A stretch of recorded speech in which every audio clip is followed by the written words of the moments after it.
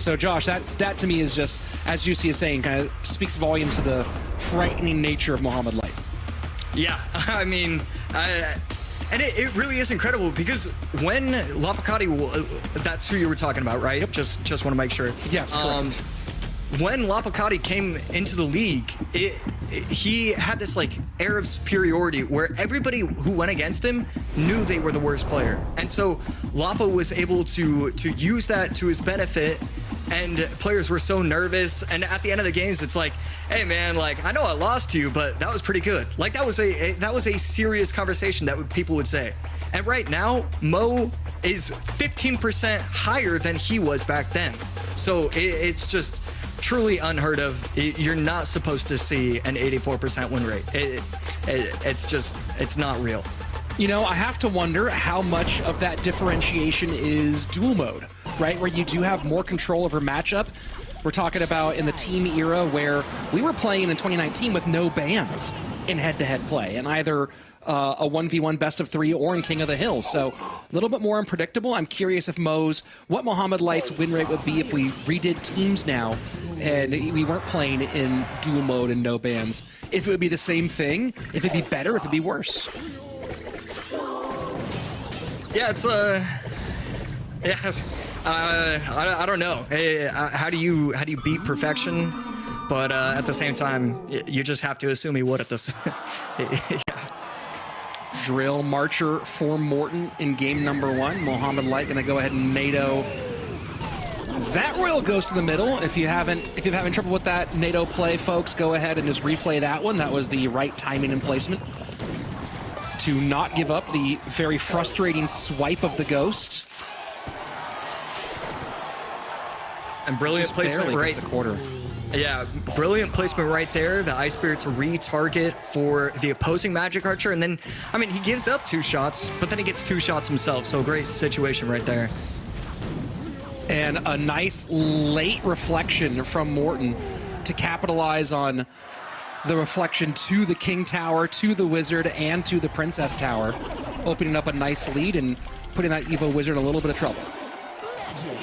Yeah, right here should be a decent push, and this is scary for Morton. Morton only has 3 elixir left. That's a Ghost on top of the Wizard, but it's going to get 3 shots on top of the tower. 1046 right there, and Mo, he doesn't have the NATO back in cycle, but he's still going to be able to defend that very easily and apply more pressure with the possibility of him activating his ability. Final minute of regulation, and Mohamed's starting to turn up the heat.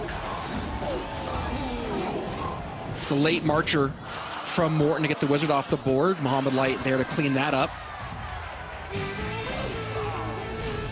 And trying to protect these bats. They get taken away because of the tornado placement. And it seems like there's an Evo Wizard on the board every 2 seconds.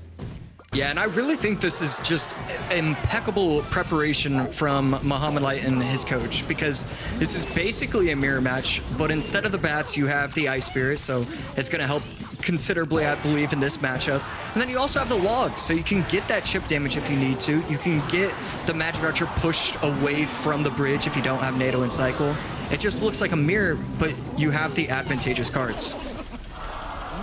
Drill in for Mohamed.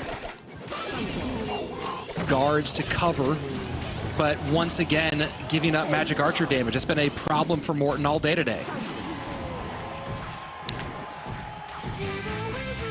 Yeah, game's pretty much over. We're gonna have to see how he wants to defend this, and really Morton's in a position where he can't go on offense because Mo can just monk bridge and the game's over.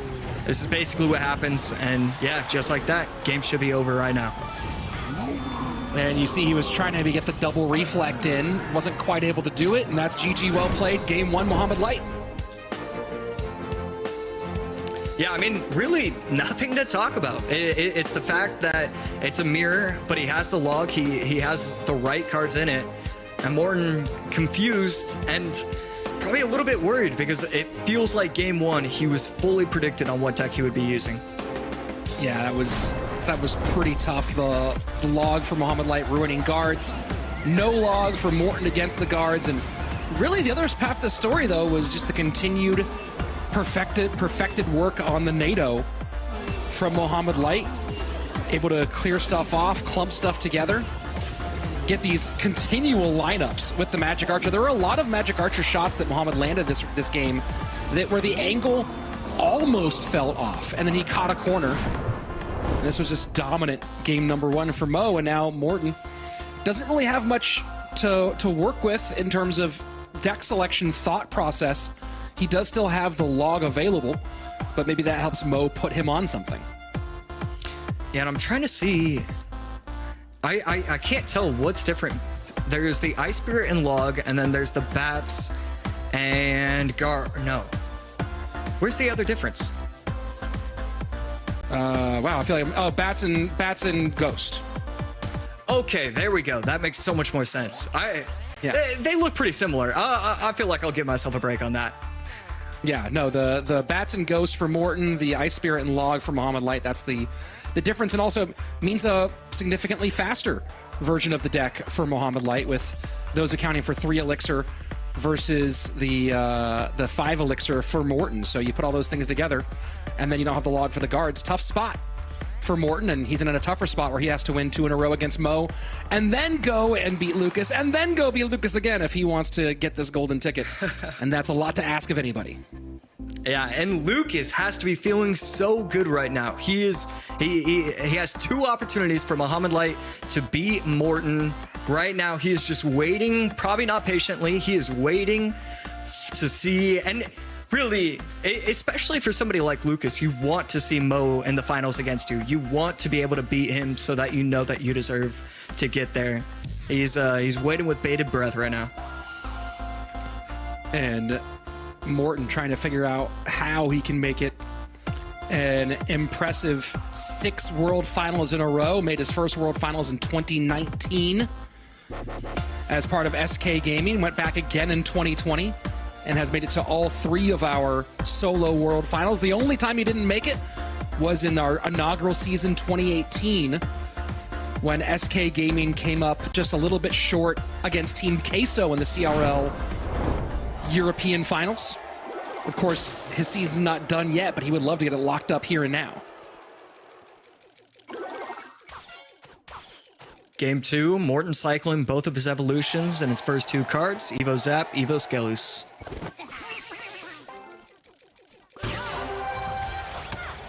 Have not seen a lot of Bandit today. Yeah, usually the Bandit's paired with the MK, but it doesn't really feel like it's always in the MK decks either. Just one of those cards that completely fell out of the meta once Dagger Duchess was introduced. And now that we're starting to see Princess Tower, it's a little bit more natural to see it. Much slower game than we've been accustomed to today. Both players taking their time to build a little bit. Royal Giant down for Mohamed. Yeah, as soon as Morten popped that ability, you're spending so much. The Little Prince plus the ability for 6 elixir, and you're not really getting a ton of damage. So I feel like Morten should be a little bit worried about popping the ability so early like that. Able to clean that up. You saw having to wait for the P.E.K.K.A. to allow the Fisherman to walk into range so it wouldn't get pulled away from the Royal Giant.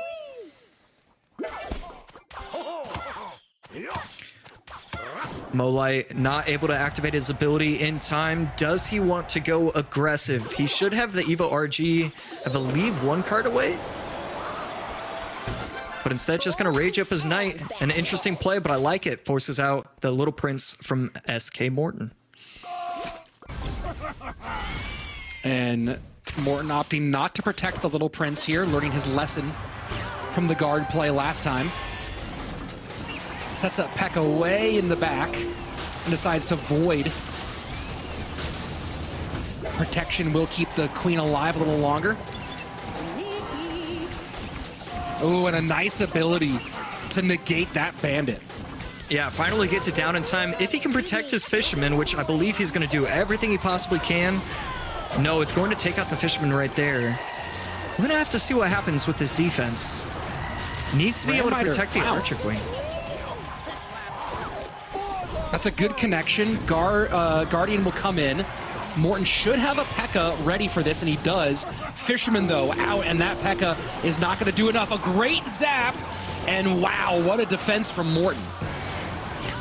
Yeah, it looked like Morton was just trying. It felt like he waited just a tad bit because he knew that the zap was going to be able to properly take it out. And this is a really good counter push. That's going to be tower all the way down to 1370, and it's not stopping just yet. This is a great opportunity for him, and we might be seeing game over. Wow. Wow, what a sequence from Morton to even things up. We are going to a game number 3. It really does come down to, he knew that Mo was trying to set himself up with that final Evo RG push. He gets the P.E.K.K.A. down and gets the perfect zap. He was definitely in control, even though it looked like Mo was having his way with him for a while, but Morton able to recover nicely. Well, you know, you're in a situation where your only real way to deal with a Royal Giant is 7 Elixir of Mamba P.E.K.K.A. And you're up against a Fisherman with some coverage for the Fisherman as well. And Morton just did a brilliant job of using the Zap, using the Void, using the Bandit to all kind of avoid all those problems. And we saw getting good damage with the Void, the Skeletons getting cleared, and that was just a really beautiful, beautiful performance by Morton.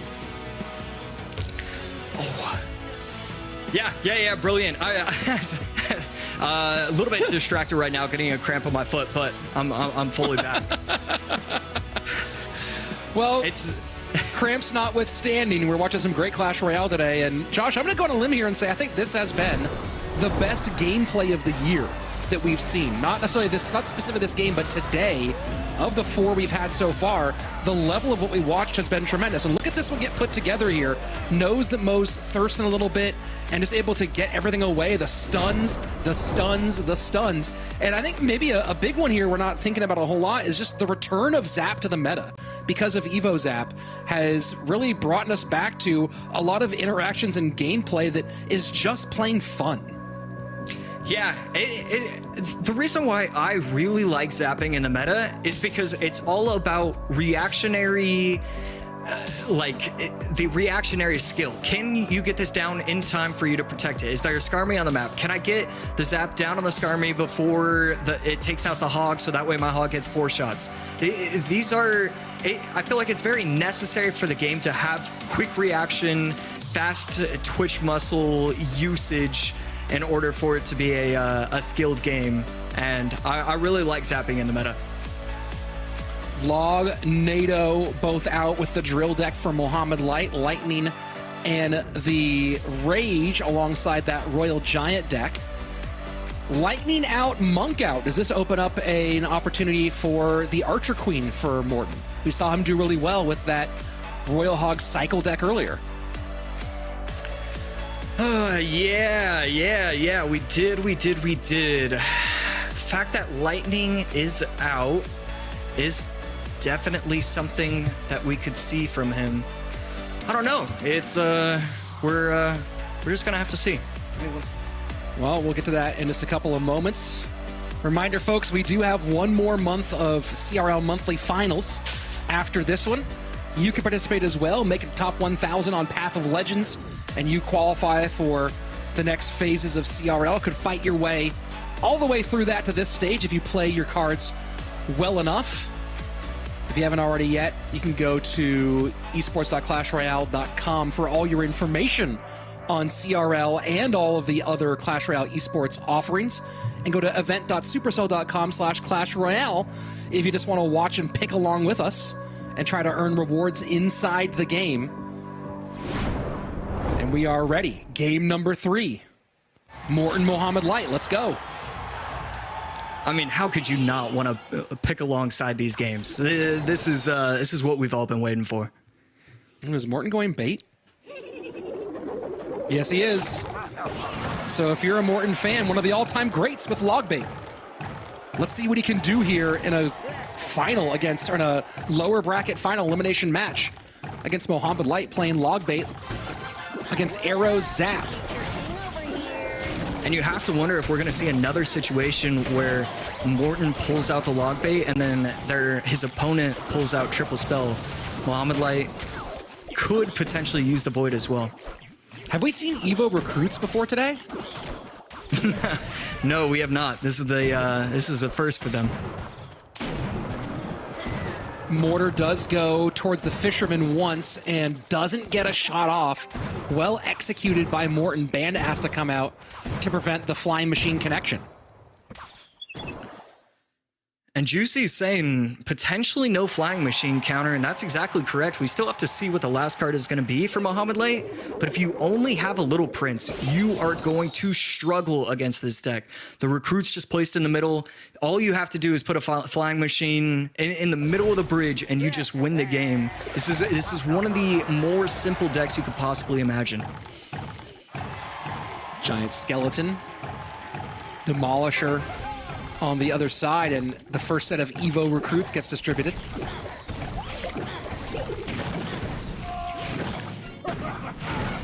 I mean, if we see a potential, another reverse sweep come in from Morten, it's clear that he wants it.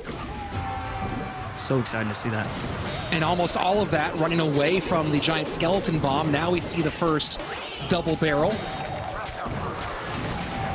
And that's a lot of damage very early. That right-hand tower absolutely demolished, and Morten completely in control with 40 seconds left.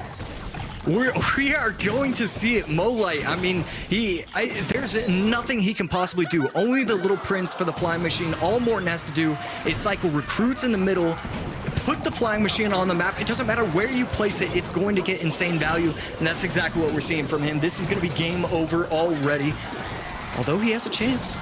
Morten in a lot of trouble here. Does have to be careful. Bandit's going to dash, get on tower.